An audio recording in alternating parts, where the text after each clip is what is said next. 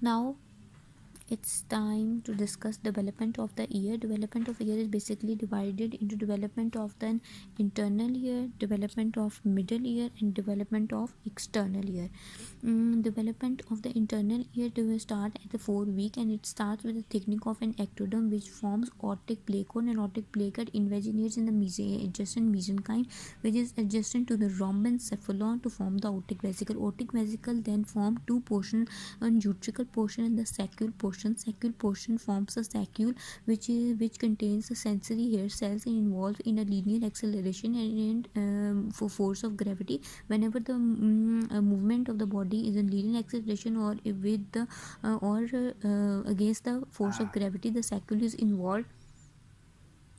And the cochlear duct is also formed as the saccule. From the saccule portion, it is involved in the pitch, because pitch recognition at the apex it can recognize 20,000 and hertz, and at the base it can recognize 22,000 hertz. Okay, it is also involved in the hearing, and the spiral ganglion formation is also done from the saccule part of the aortic vesicle. Utricle portion of the aortic vesicle.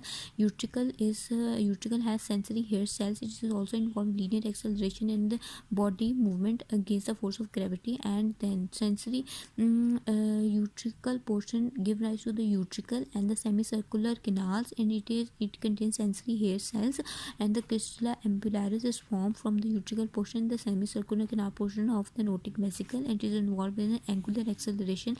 Vestibular ganglion is also formed from the utricle portion, and it is present at the base of internal auditory meatus and the endolymphatic sac or the duct. It connects endolymphatic sac or the duct is formed the formed from the utricle portion, and it connects the utricle and the sacculum terminates in the dura and absorb the endolymph. Okay, then I will explain the membranous and the bony labyrinth. These are developed from the aortic vesicle. Aortic vesicle give rise to the membranous and the bony labyrinth. Bony labyrinth is how formed the neurocrest cells, and the adjacent mesenchyme leads to the formation of the cartilage that is calcified to form the bony labyrinth, and the connective tissue that is nearest to the membranous labyrinth form the perilymphatic space, and the perilymph is same as a combination of the CSF, and it communicates with the subarachnoid space.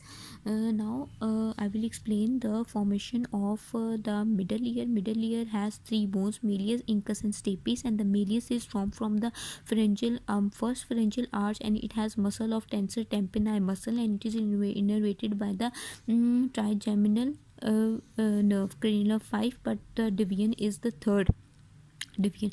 Then the malleus, and then the incus is formed from the pharyngeal arch 1, and it communicates, or it is attached with the malleus and the stapes, and the stapes is formed from the pharyngeal arch, second pharyngeal arch, and its muscle is stapedius muscle, and it is located near the oval window, and the nerve for the stapes is the cranial nerve 7, that is facial nerve. The formation of that auditory tube is because of first pharyngeal pouch, and tympanic membrane is formed from the first pharyngeal membrane, and it is innervated by the cranial 5 and 9. External ear includes two parts: external auditory meatus, which is formed from the pharyngeal groove and first pharyngeal groove, and then ectoderm is involved, and there is plug over the external auditory meatus that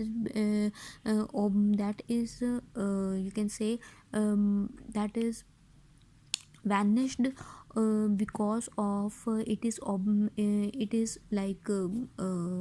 is removed before the birth.